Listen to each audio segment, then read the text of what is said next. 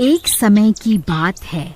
एक गांव में बहुत बड़ा पुराना बड़ा सा घर था। पूरे गांव में वह घर भूतिया खंडहर के नाम से जाना जाता था।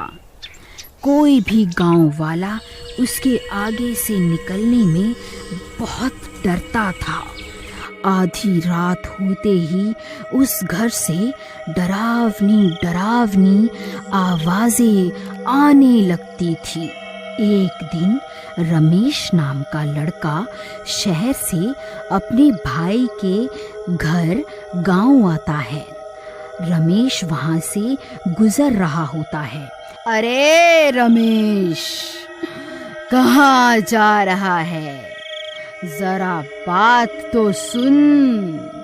मैं इतने बड़े घर में अकेली रहती हूँ।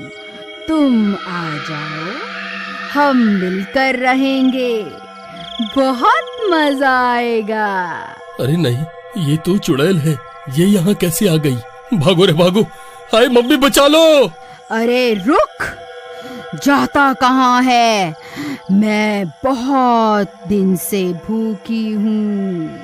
अरे मर गया, अरे मर गया, बचाओ, कोई तो बचाओ। फिर वो जल्दी जल्दी अपने भाई के घर की ओर भाग जाता है। अरे भाई दरवाजा खोलो, महेश भाई दरवाजा खोलो जल्दी। अरे भाई कौन है इतनी रात को जो दरवाजा पीट रहा है? जाओ, कविता जरूर तुम्हारा भाई होगा, वो ही बेसमय आ जाता है। अजी क्या कहा आपने मेरे भाई के बारे में? जरा अपनी आंखों का इलाज करवाओ। ये मेरा नहीं, आपके भाई साहब पधारे हैं। बड़े आए। अरे पागल औरत, वो शहर से बहुत सारी सोने की गिन्नियां लाया है ताकि यहाँ मेरे पास संभाल कर रख सके। क्या कह रहे हो जी? तो ऐसा बोलो ना कि लक्ष्मी जी पधारी है। मैं अभी आई लक्ष्मी जी। फिर वो दरवाजा खोलती है तो रमेश डरा हुआ खड़ा होता है। अरे भैया, आपका गांव तो बहुत डरावना है। यहाँ आते ही ऐसा स्वागत होता है क्या? पर हुआ क्या? इतने घबराए हुए क्यों हो? क्या बताऊं भैया, यहाँ भूतों का वास है क्या? मैं तो घर की ओर ही आ रहा था, लेकिन जिस रास्ते से आ रहा था वहाँ पर एक बड़ा सा घर था, और जैसे ही मैं उसके आगे से निकलने लगा वहाँ मुझे चुड़ैल दिखाई दी। वो मुझे बुलाने लगी। क्या कह रहे हो भाई? तुम्हें वहाँ से नहीं आना चाहिए था। वहाँ से जो भी निकलता है वो गायब हो जाता है। नहीं भैया, मैं वहाँ रुका ही नहीं। जैसे ही चुड़ैल दिखी मैं तो वहाँ से 9-2-11 हो लिया। अब सब ठीक है, तुम घबराओ नहीं। हम कल ही जाकर इन गिन्नियों को किसी सुरक्षित जगह पर दबा देंगे। फिर अगले दिन सुबह होने पर चलिए अब इन सारी सोने की गिन्नियों को सही जगह ठिकाना लगा दें, जहाँ ये सुरक्षित रहें।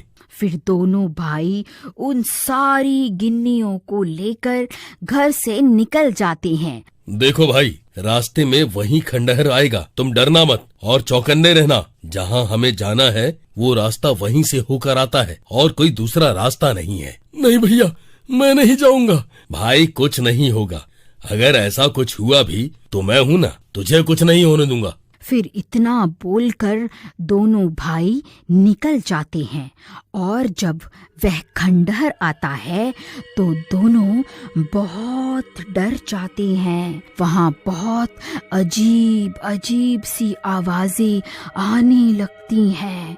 भैया मुझे तो डर लग रहा है। कौन हो तुम दोनों? अब तुम दोनों नहीं बचोगे। हा हा हा हा हा हा। भैया अब हम क्या करेंगे?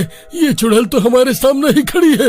तुम डरो मत, मैं तुम्हें कुछ नहीं होने दूंगा, तुम मेरे पीछे आ जाओ। फिर चुड़ैल महेश को अपने मुंह में निगल लेती है। भैया नहीं, भागो यहाँ से, नहीं तो ये चुड़ैल मुझे भी खा जाएगी। मुझे किसी की मदद लेकर आना होगा। फिर वो भागकर वापस गांव जाता है। भाभी, भाभी दरवाजा खोलिए भाभी। अरे रमेश, तुम वापस भी आ गए? तुम्हारे भैया कहाँ हैं? नहीं भाभी, बहुत बड़ी गड़बड़ हो गई। वो खंडहर वाली चुड़ैल भैया को साबुत ही निगल गई। क्या? ये तुम क्या कह रहे हो? नहीं, ऐसा नहीं हो सकता। भाभी मैं सच कह रहा हूँ, मेरे सामने ही वो चुड़ैल भैया को निगल गई। मैं किसी तरह भाग आया ताकि मदद लेकर आ सकूं। फिर कविता घर के अंदर जाती है और सोचने लगती है कि अब क्या करें। इतने में रमेश कुछ गांव वालों को भी इकट्ठा कर लेता है। फिर कविता, रमेश और सब गांव वाले उसी खंडहर के पास जाते हैं। अरे ओ चुड़ैल, बाहर निकल, मेरे पति को खा गई। हिम्मत है तो बाहर निकल। अरे भाभी, आपको डर नहीं लगता क्या? देवर जी, डर तो लगता है, लेकिन अपने पति को बचाने के लिए मुझे अपनी जान की कोई परवाह नहीं है। इतने में चुड़ैल वहाँ आ जाती है। सब गांव वाले बहुत डर जाते हैं। आई मम्मी, बचा लो, अभी तो मेरी शादी भी नहीं हुई। अरे कविता बहन, आपके तो पति के पेट में है, आप भी अंदर चली जाओ। दोनों साथ में खुशी खुशी अंदर रहना, मजे करना। मैं मरना नहीं चाहता। भाभी जी नमस्ते, मैं जा रहा हूँ। ये तो बहुत खतरनाक दिखती है, भागो रे यहाँ से, अपनी जान बचाओ। बेकार में इनके साथ आ गए। डरपोक कहीं का, चल भाग यहाँ से। फिर सब गांव वाले डर के मारे वहां से भाग जाते हैं। अरे रुको डरपोक गांव वालों, कहाँ भाग रहे हो? ए चुड़ैल, उन्हें छोड़, इधर देख, मैं यहीं खड़ी हूँ। मैं तुझसे नहीं डरती, समझी ना? तूने मेरे पति को निगल लिया, मैं तुझे नहीं छोड़ूंगी।